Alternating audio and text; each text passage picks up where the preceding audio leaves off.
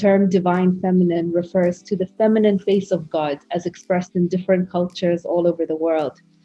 But regardless of how it's been interpreted, the divine feminine has been crucial in our evolution, urging us to discover a new ethic of responsibility towards the planet and our coexistence as a species.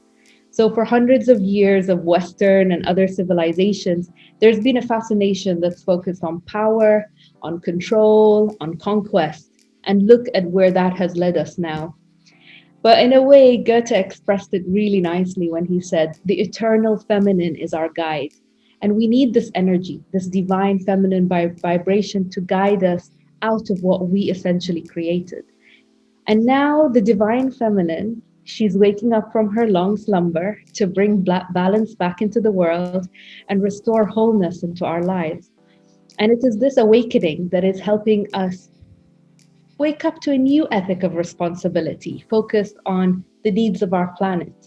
The Divine Mother is asking us to trust, to protect life, to work with her in all that we do, to open our understanding to the knowledge that we're not separate from her, but we are actually an expression of her being.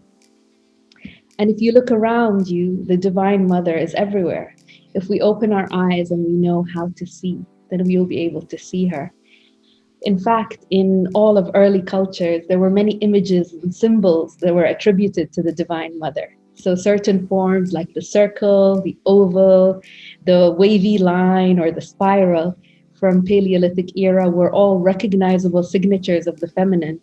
And you would find these in caves and later in the Neolithic area in pottery vessels, which were also a symbol of the Great Mother herself. If you look at the moon, for example, this is one of the most ancient symbols of the feminine and the association between the changing phases of the moon, the seasons of life, the life cycle of a woman as a maiden, as a mother, as a crone, is a foundation of immense mythology that was inspired by the experience of the moon as an image of the mystery of life and all her phases. And then, of course, there's also the sea. So it's another ancient reflection of the Great Mother. After all, that's where we came from, the Great Ocean. And if you look at Bronze Age mythology of Sumer and India, the Great Mother was the cosmic ocean, and she was personified as a serpent or a dragon. And this association with the sea and water goddess has been an underlying principle in ancient mythology. So if you think of Aphrodite being born from the sea, Isis and Mary were referred to as star of the sea. But women's experience of being the carrier and nurturer of life, the role of the Great Mother, bound to the rhythm of nature by her menstrual cycle and the 10 lunar months of gestation before the birth of her child, has really given profound meaning to her life. And if you look at countless millennia of the way women carried their children in the womb, gave birth to them and nourished them during the early years, this endowed women with significance as the carrier of life, the guardian of nature. And in some cultures, she still fits that ancient role today.